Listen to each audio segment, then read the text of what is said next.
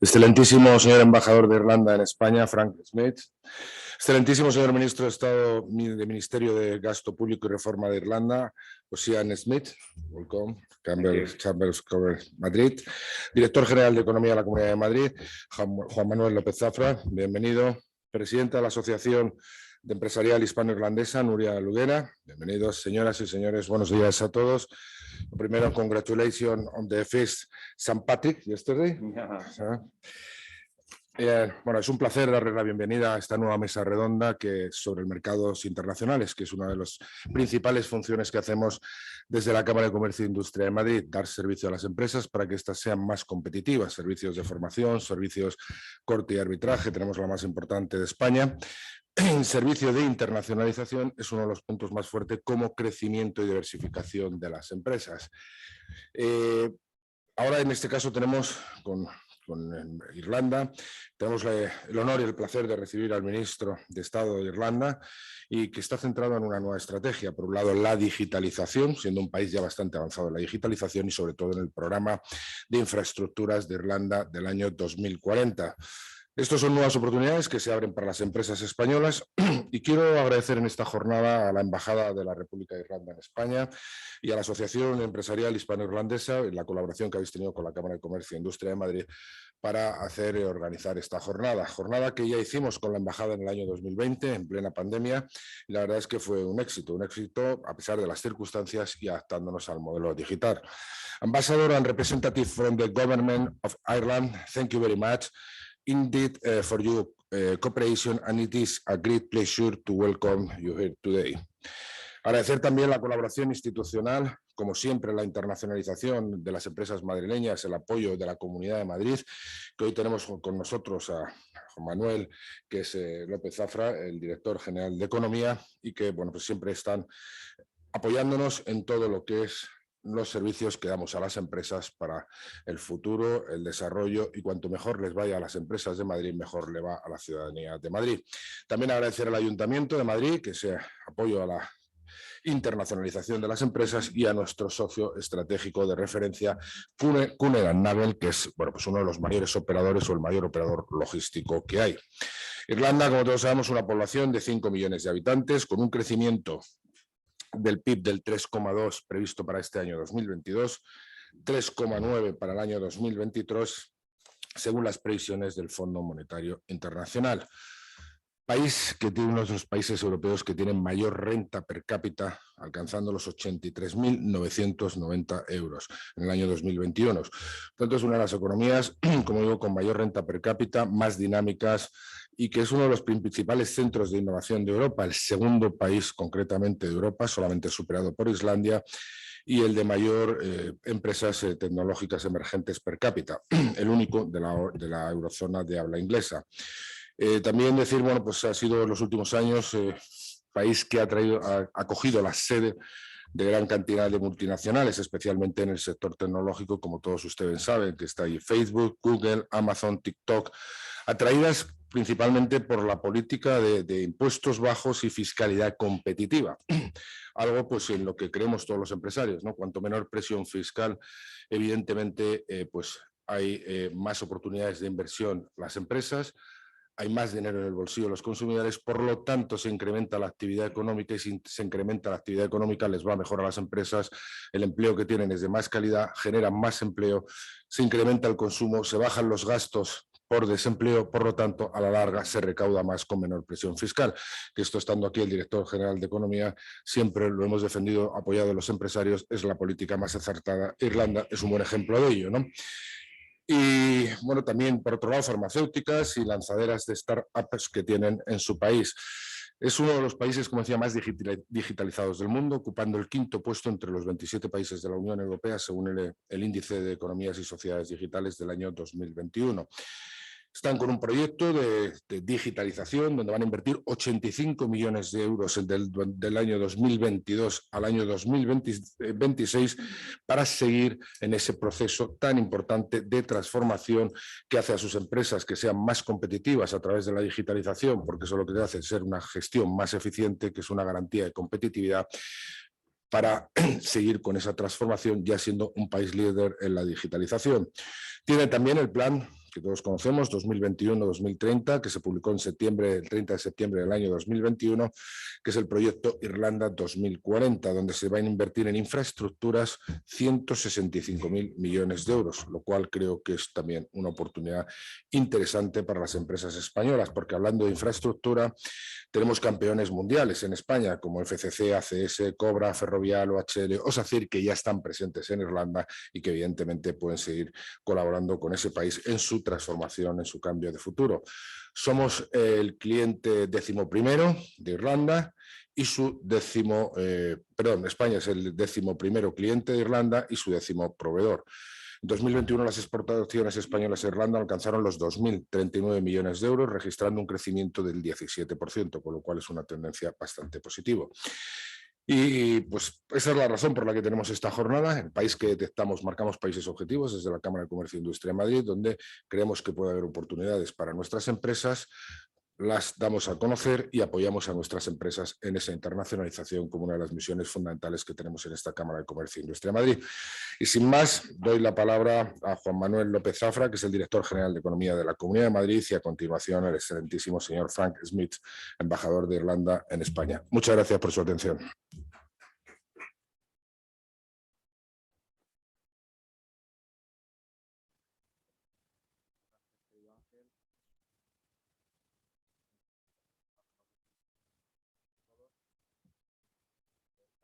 De un director general de Economía de Madrid, cualquier gobierno.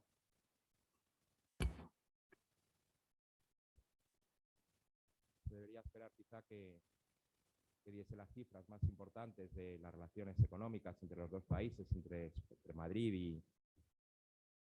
Pero no voy a hablar en esos términos, voy a salirme un poco de la caja en ese sentido. ¿Por qué? Pues porque para mí es un auténtico honor estar con representantes del gobierno irlandés, país al que admiro, país en el que me siento como prácticamente un hijo cada vez que voy. He tenido el honor de visitar muchas veces, porque la economía también son las personas, fundamentalmente son las personas. Y en pocos países de la Unión Europea, y conozco unos cuantos, a nivel particular, evidentemente, me he sentido tan bien siempre como en Irlanda. País amable, país hospitalario, país donde las casas no tienen puertas o las puertas están abiertas para todos. Un país donde las relaciones son tan sencillas como, y puede parecer un tópico, tomarse una pinta en el pub y establecer una relación de amistad que puede durar muchos años. Un país sobre el que he escrito en mi vida anterior, como suelo decir, cuando me dedicaba a otros asuntos, entre otros escribir en prensa, del que he escrito siempre con envidia. Me produce una auténtica envidia como un país que en los años 70 tenía una renta per cápita por debajo de la de España, hoy la multiplica por 3. Como un país que ha sido capaz de darle la vuelta a una hambruna durante finales del siglo XIX, principios del XX, con una mortalidad enorme, con una emigración brutal, y que ha dado ejemplo de superación y que ha mantenido las relaciones con todos sus emigrantes, donde nadie se siente extraño dentro del país, y siempre que ha salido al extranjero, todo el mundo ha tenido siempre relación con el país de origen. Un país con una tasa de paro del 5,2% en el mes de febrero, lo que demuestra, y esa es una de las críticas fundamentales que se le hace a Irlanda, el famoso dumping fiscal, que no existe, insisto en ello, no existe. Irlanda utiliza su política fiscal como podemos utilizarla todos, precisamente nos está demostrando cómo con una política de impuestos bajos a las empresas, que no a las personas, ese es otro punto, a las empresas, lo que han buscado es precisamente que los irlandeses tengan empleo allí donde quieran estar. Un país donde tradicionalmente se ha vivido de la agricultura y donde hoy la agricultura, la aportación que hace a la economía no es tan importante como la tecnología. Un país donde la población está, sobre todo los jóvenes, y cada vez más los jóvenes, está altísimamente formada. Las multinacionales que se sitúan en el sector de la biotecnología, en el sector tecnológico en general, no buscan, pueden traer algún directivo, como ocurre en todas partes, pero contratan mano de obra local. ¿Por qué? Porque es un país donde la formación es magnífica. Tiene universidades estupendas, institutos fabulosos, todo es mejorable. Y eso ha sido gracias a una política constante una apuesta que no se pone en duda por parte de ninguno de los partidos políticos de impuestos bajos. Da igual que estemos hablando de la izquierda, que estemos hablando de la derecha, todos los partidos son conscientes que la ventaja competitiva de Irlanda es atraer inversión extranjera, atraer capital extranjero, atraer empresas, crear empleo y a partir de ahí que la gente progrese. Con ayuda del Estado en el sentido de infraestructuras, por supuesto, el Estado se ocupa de ellos.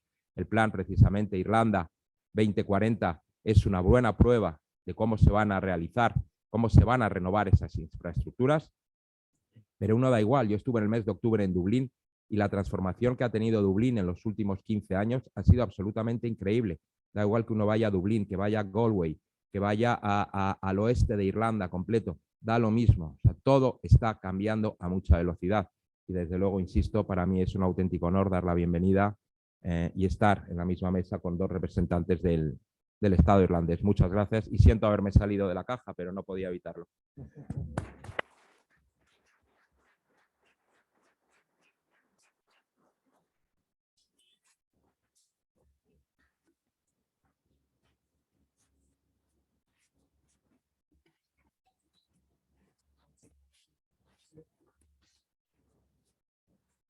Sí, presidente. Sí, ok, gracias. Presidente Asenio y director general López Zafra, gracias por recibirnos aquí esta mañana. Estamos muy agradecidos.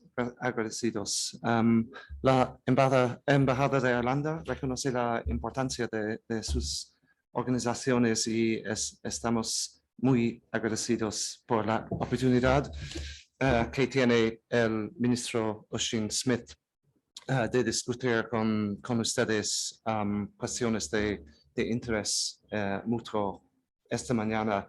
He estado aquí en Madrid durante 2 días y se ha reunido con representantes de los gobiernos nacional, regional y municipal. Y a la manera típica española, las autoridades aquí han sido muy generosas con su tiempo y muy generosas con el intercambio de información. We are very pleased to be here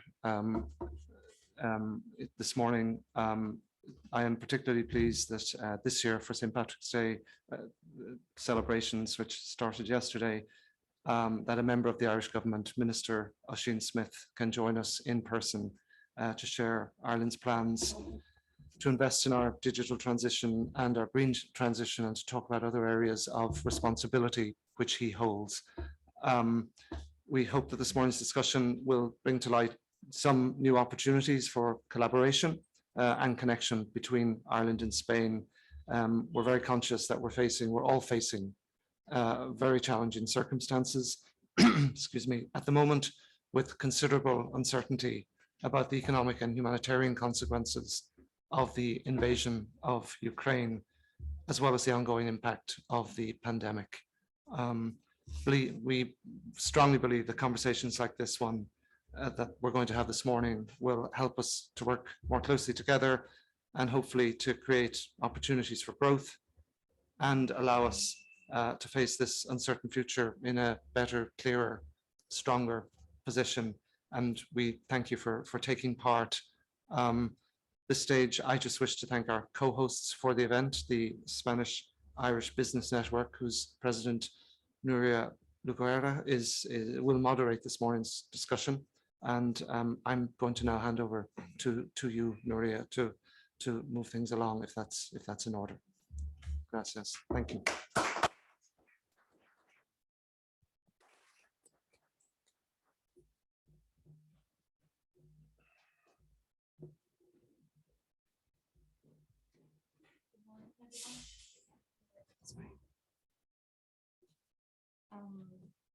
First of all, on behalf of the Spanish-Irish Business Network, I would like to thank Mr. Asenio and Madrid Chamber of Commerce for inviting our members to participate in this event.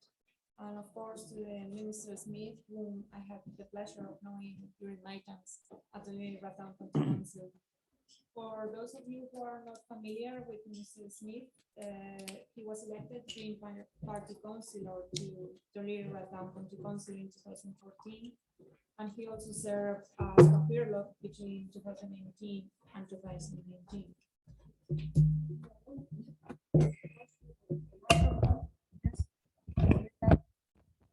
Sorry, thank you. The minister won his seat as TD at the last general elections. In fact, the Green Party achieved their best election results, gaining 12 seats. I think that result sent a strong message about Irish citizens and Ireland and their increasing concern about climate change and its terrible impact. So, Minister, the National Planning Framework sets the vision for the development of Ireland to 2040 and will shape a new model of physical development with a huge increase in public investment over the medium term. You have argued many times that you're not against the development, rather against bad planning. So where is, in your view, the line that divides a development from being acceptable from other that's not?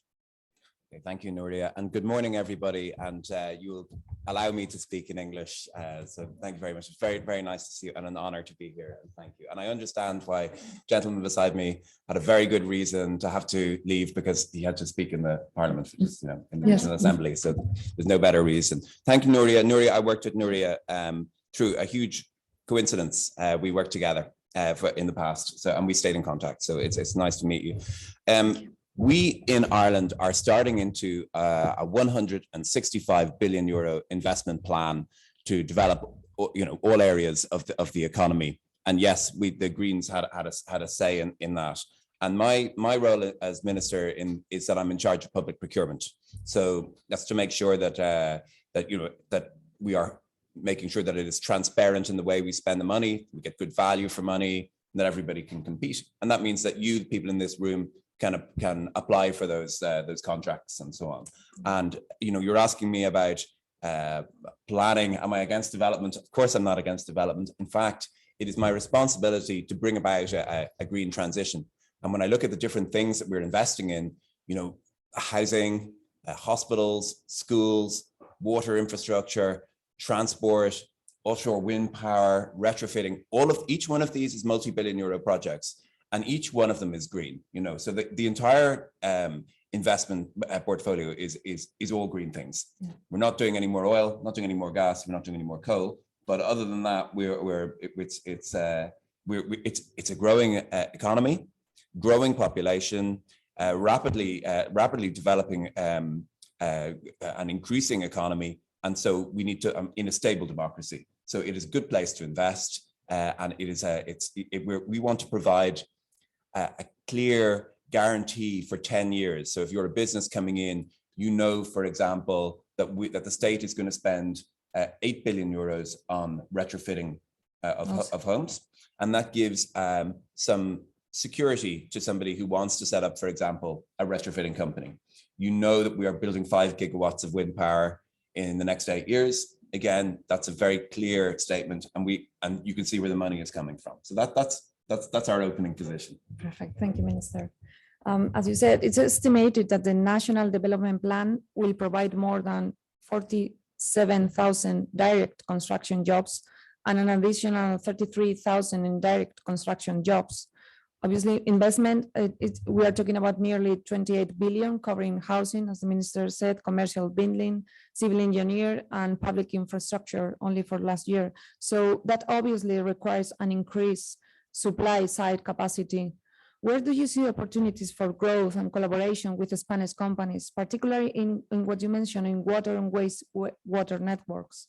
Yeah, I think we have a long history in Ireland of connections, both social and cultural and business with Spain. So it's one of the, when an Irish person wants to go on holiday, it's probably the first place that they think of to go away. So there are those connections, and there's also a history that major infrastructure projects have been built by a Spanish company, and under European procurement laws, a Spanish company has exactly the same right to take part.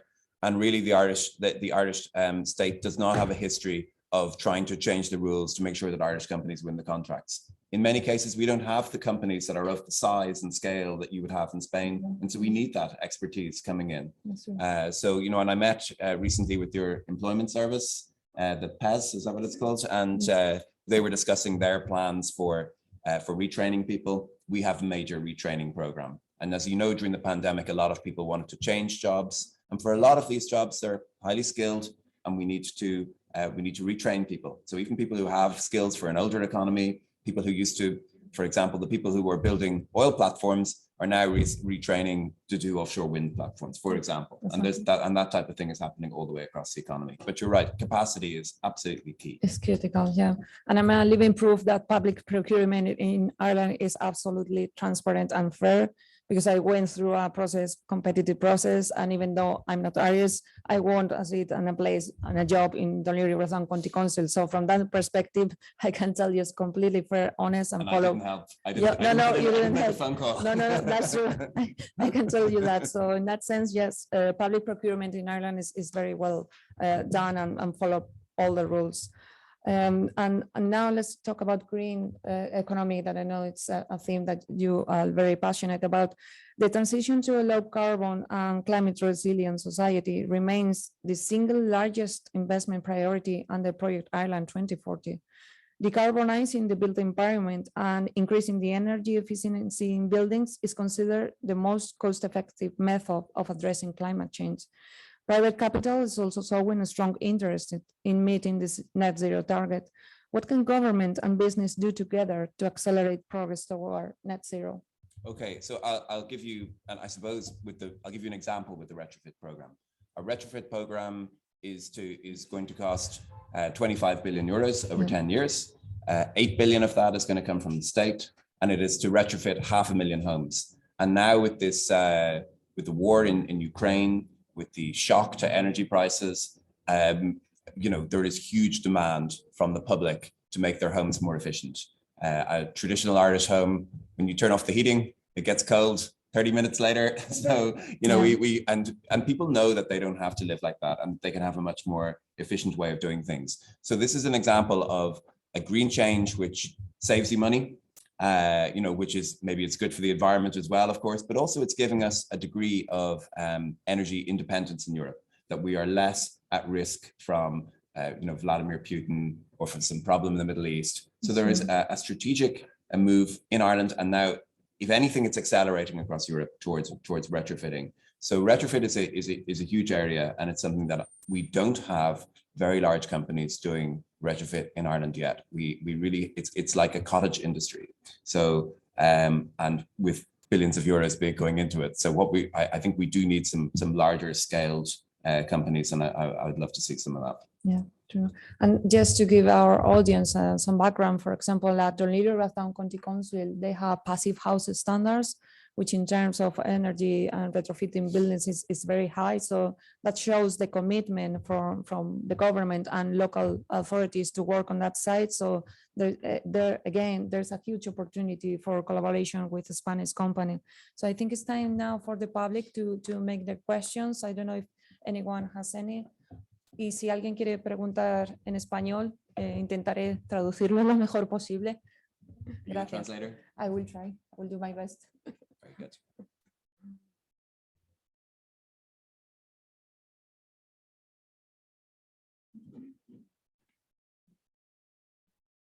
Okay, good morning. Thank you for the presentation, and thank you to the Chamber of Commerce for giving us the opportunity to participate. Sorry, sorry, yes, we don't hear really well from here. Hello? Yes? Yeah.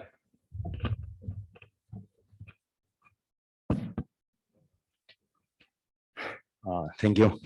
You have been talking about the investment in infrastructure. Can you share with us some information about the investment in digitalization of the society? Thank you. Yeah, certainly. So that is another thing I'm responsible for, is the digitization of society, making sure, for example, that all the government services that are available to the public are as good as you would get if you were getting a commercial service online. And during the pandemic, a lot more people began to want their services online because the public offices of the government were closed. And so we had an acceleration towards digital. Part of the investment program is to bring fiber optic broadband to every single premises, every single house and farm in the country, in the rural area even. And at the moment, we have very high penetration of fiber broadband to the home. So we have we do have a high-tech society. We have the headquarters of, well, as you know, I heard you mentioning of Amazon and Google and Facebook and all those companies. So we have a large base of people with high-tech skills, and we are building, you know, to give you an example of the kind of thing we're doing, we are planning to connect Ireland with Spain and Portugal through subsea cables. So by laying internet fiber optic cables under the sea, we want for the first time to connect Ireland to the EU, because all our connections now go through the UK and the US. So I suppose there's 4 areas. We have the infrastructure, the communications, the fiber, that's one. Our skills, there's a big investment in digital skills needed. The next is business. For business, we're doing that's our best area, I suppose, is making sure that business can do everything online. And the last one is our government services, which is my responsibility. So there you go. That's somewhere down there.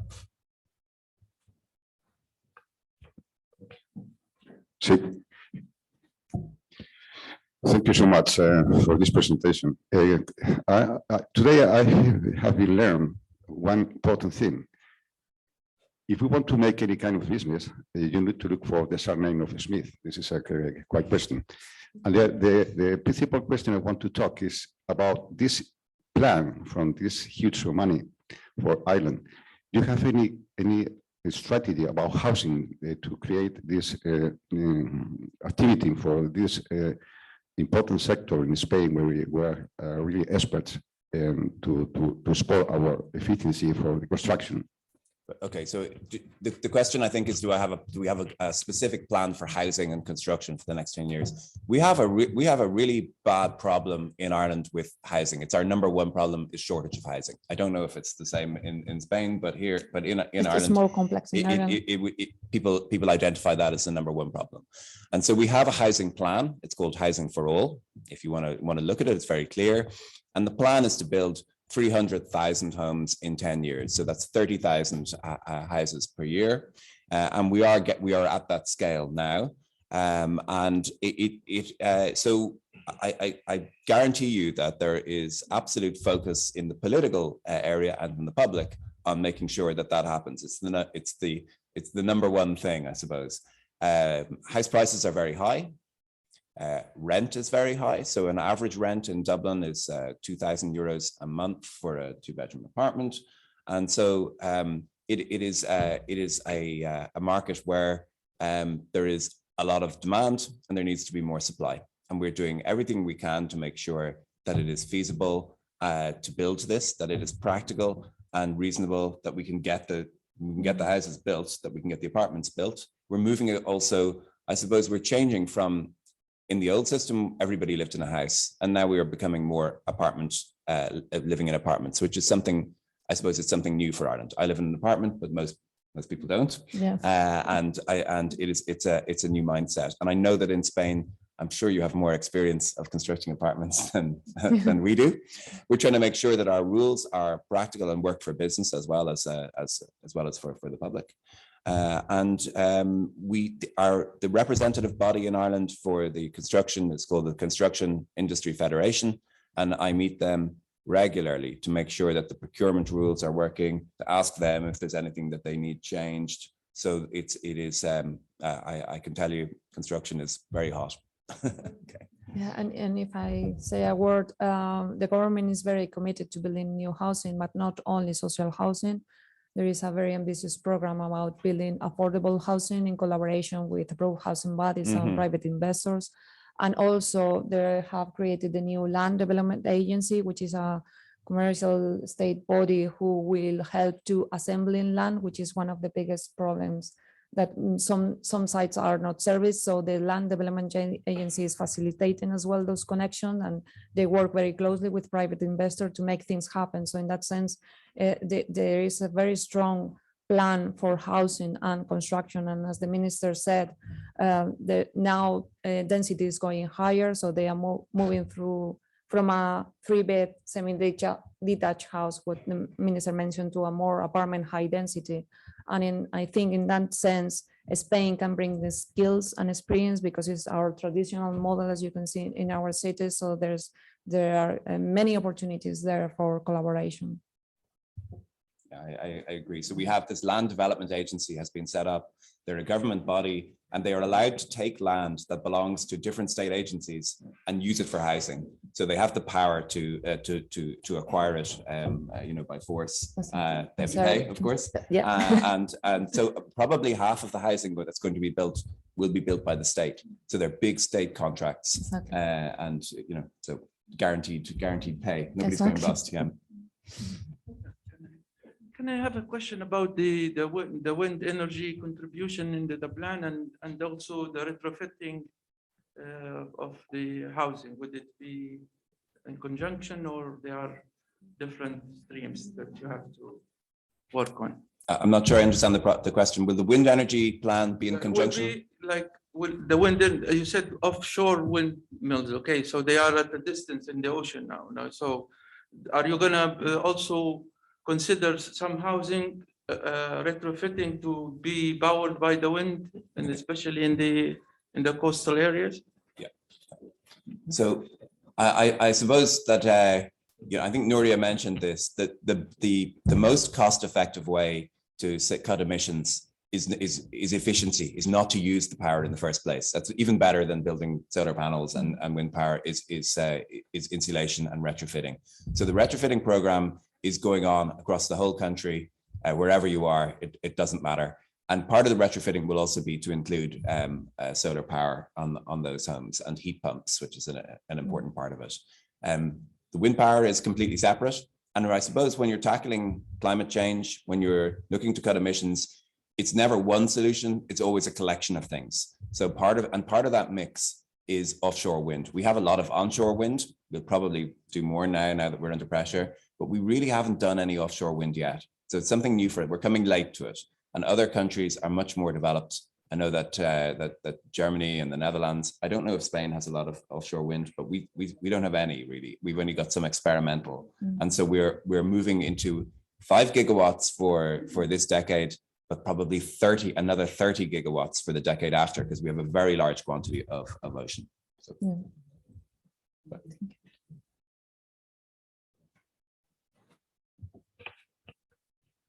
Sorry again.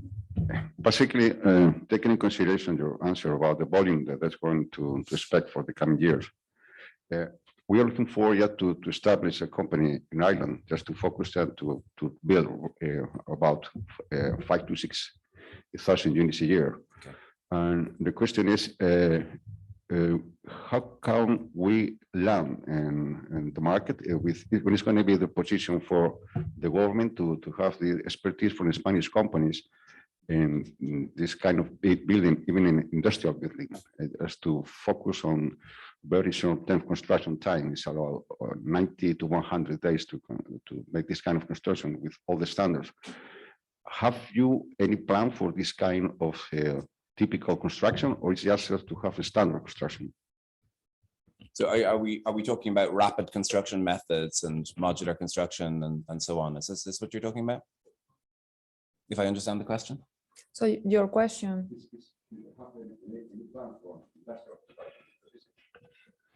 From the technical point of view is different. The standard construction for industrial construction. That's why we want to prepare an investment in Ireland, focus on this volume, and to create this new standard. Even taking consideration about the prices and taking consideration about the rents, it's a financial business. So we can think about how to land there in Ireland. This is the question. Okay, I'm absolutely open to discuss that with you, and perhaps maybe we should talk about it after the meeting if you'd like to talk to me directly about it, and I would absolutely be happy to talk to you and share it with everybody else afterwards. Hi there. I have a question regarding how you're planning to balance the great construction that you've got envisaged for Ireland. So it's a beautiful green country. you're got your green hat on, I'm sure. You do have a major housing problem, that's true. But every time I go back to Dublin South, there's more and more construction and less green fields. Oh, yeah. Yeah, I think that, well, I mean, the first thing is that construction means emissions, you know, we're trying to cut our emissions 50% in a year. I mean, we have to do all this development activity. So that's a challenge. And then how do we preserve our green spaces? How do we not destroy our beautiful green country you know, so really we are aiming for density. We are aiming for making sure that we don't spread our city far out into the countryside. So we are looking for a more dense pattern. And as Nuria said, that is moving away from houses and towards apartments so we can fit more in the area. But all of our development plans require keeping green spaces, having a certain amount of space for play, making sure there are green roofs, making sure that biodiversity is preserved. And all of that, of course, adds to the cost of housing. So it doesn't come for free. But I suppose as the city becomes more dense, the green areas become more valuable and you know, more, I suppose, more critical. And, you know, during the pandemic, people were visiting all their parks in their local areas and had huge affection for them and were hugely dependent on them and needed them for their happiness and their mental health. So you're right, there is that challenge, but where I live in South Dublin, where there are empty fields that are not used or where there are brownfield sites, they have to become housing and they have to become dense housing.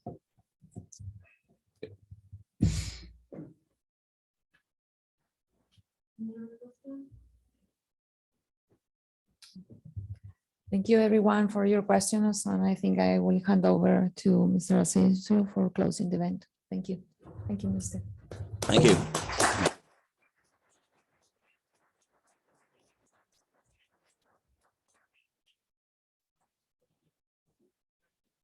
Thanks very much. Muchas gracias. Thank you very much. Muchas gracias. Minister, Okay. so, thank you very much. Muchas gracias a todos por la asistencia. Hasta pronto. Okay. Business Okay. with- Okay.